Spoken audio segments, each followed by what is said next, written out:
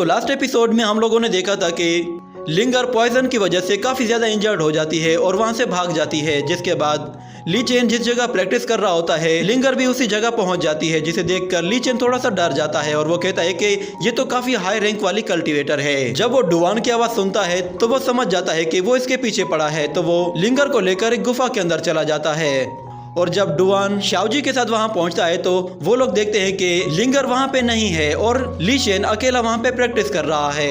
जिसके बाद ली चेन उन लोगों को देखकर कहता है कि सीनियर मुझे माफ कर दे, मैंने आपको यहाँ पे देखा ही नहीं, क्या आप लोगों को मेरी कोई हेल्प चाहिए? तो वो लोग देखते हैं कि ये अभी लेवल 1 में है। तो शाओजी फौरन से उसके पास चले जाती है और उसके गाल पे हाथ फेरते हुए उससे कहती है कि तुम तो सच में काफी हैंडसम हो। तो ली चेन को इस सबसे थोड़ा सा अजीब सा फील हो रहा होता है। शाओजी उस पर अपनी खूबसूरती का जादू चलाती है, जिससे ली चेन उसके काबू में आ जाता है। शाओजी उससे कहती है कि क्या तुम यहाँ पे अकेले ही प्रैक्टिस कर रहे हो? तो ली चेन कहता है कि हाँ, मैं यहाँ अकेला हूँ। जिसके बाद हमें दिखाया जाता है कि ली चेन की ट्रू फायर एक्टिवेट हो जाती है, जिससे वो उस लड़की के जाल से बाहर निकल आता है। और वो लड़की जब उससे कहती है कि क्या तुमने किसी खूबसूरत लड़की को यहाँ पे देखा है जो कि बहुत ही ज्यादा वीक हो चुकी थी? तो ली चेन उसे जानबूझकर गलत रास्ता दिखाता है और कहता है कि हाँ, मैंने उसे देखा है, वो इस डायरेक्शन की तरफ गई है। ये जानकर वो दोनों खुश होते हैं और फिर डुवान उसे मारने के लिए अपने हाथों से एनर्जी जनरेट करता है, मगर शाओजी कहती है कि इसकी कोई जरूरत नहीं, ये लेवल 1 में है, ये मेरे असर से बाहर नहीं आ पाएगा। वो ली चेन से कहती है कि जब तक मैं वापस नहीं आ जाती चुपचाप यहीं पे खड़े रहना, मैं जल्द ही वापस आऊंगी। ये कहकर वो दोनों ही उस डायरेक्शन की तरफ चले जाते हैं। जिसके बाद ली चेन वापस से नॉर्मल हो जाता है और वो कहता है कि शुक्र है कि बाल बाल बचा, ये लड़की तो बहुत ही खतरनाक है, ये किसी को भी वर्गला सकती है, इसकी कल्टीवेशन रैंक भी काफी हाई है। इतने में अचानक ली चेन को लिंगर की याद आती है, तो वो फौरन से भागते हुए गुफा के अंदर चला जाता है, जहाँ पे वो देखता है कि लिंगर वो काफी वीक हो चुकी है। तो वो उसके पास आकर उससे कहता है कि मैडम आप बिल्कुल सेफ हैं, आप घबराएं मत।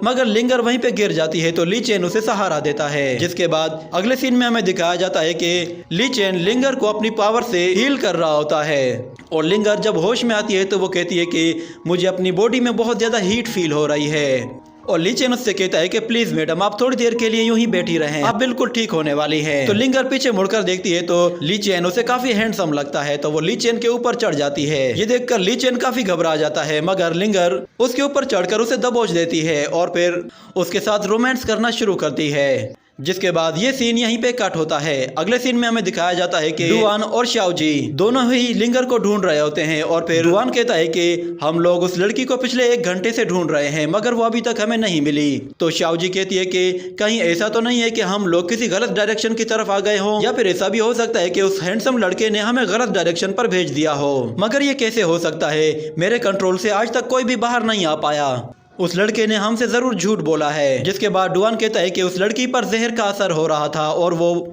इस हालत में ज्यादा दूर तक नहीं जा सकती, वो वहीं कहीं आसपास ही होगी, चलो चलकर ढूंढते हैं।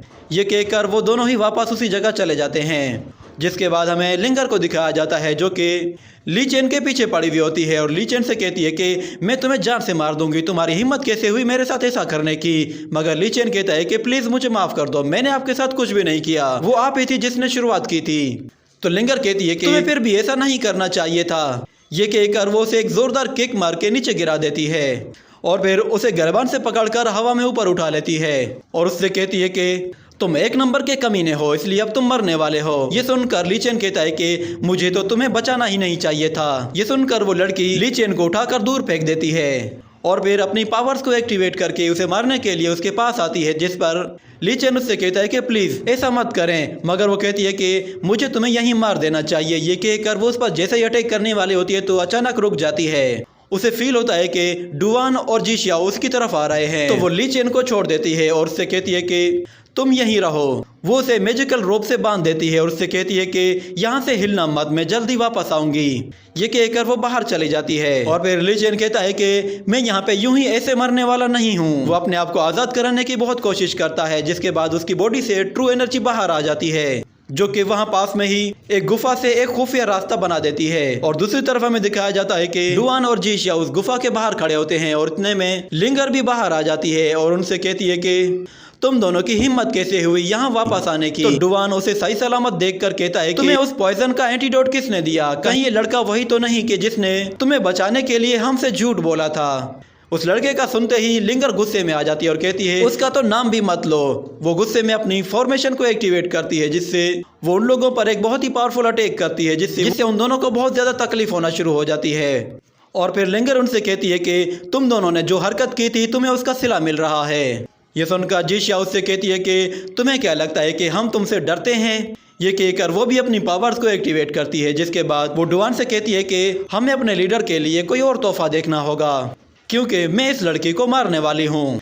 ये कहते ही वो उसकी तरफ आगे बढ़ती है और लिंगर उससे कहती है कि तुम मुझे मारोगी, चलो दिखाओ कि तुम ये कैसे करोगी। ये कहते ही उन दोनों के बीच में फाइट शुरू हो जाती है।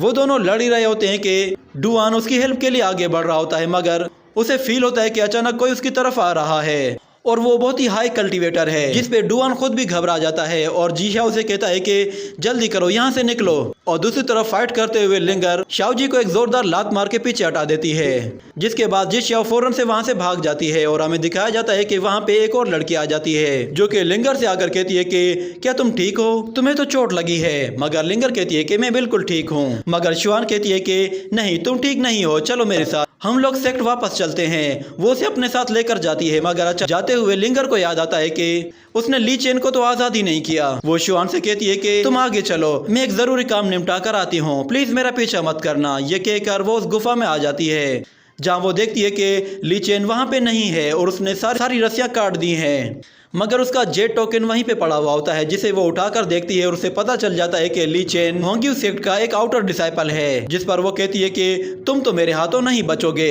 इसी के साथ ये सीन यहीं कट होता है। अगले सीन में हमें एक एरिना को दिखाया जाता है, जहाँ पे जाओ लोंग अपने जूनियर के सामने खड़ा हुआ होता है और वो उससे कहता है कि मुझे ली चेन क्या बताओ, वो वापस आया या नहीं। तो जोंग टाओ कहता है कि मैंने सब लोगों को जमा कर लिया है और हम लोग काफी दिनों से गार्ड कर रहे हैं और हम लोगों में से किसी ने भी अभी तक ली चेन को नहीं देखा। जिसके बाद जाओलोंग को याद आता है कि जब वो लोग मिशन पवेलियन में आपस में मिशन टोकन के लिए लड़ रहे होते हैं, तो उस वक्त ली चेन ने कोई टोकन उठा लिया था। ये सोचकर जाओलोंग कहता है कि ली चेन काफी लकी है, क्योंकि मैं उस बूढ़े आदमी से और ली चेन से एक साथ जान छुड़ाना चाहता हूँ। वो जोंग टाओ से कहता है कि फिलहाल ली चेन के बारे में भूल जाओ और उस बूढ़े की खबर लो और कुछ भी करके उससे वो टियानलिंग स्पेल छीन लो। ये कहने के साथ ही ये एपिसोड यहीं पे खत्म हो जाता है।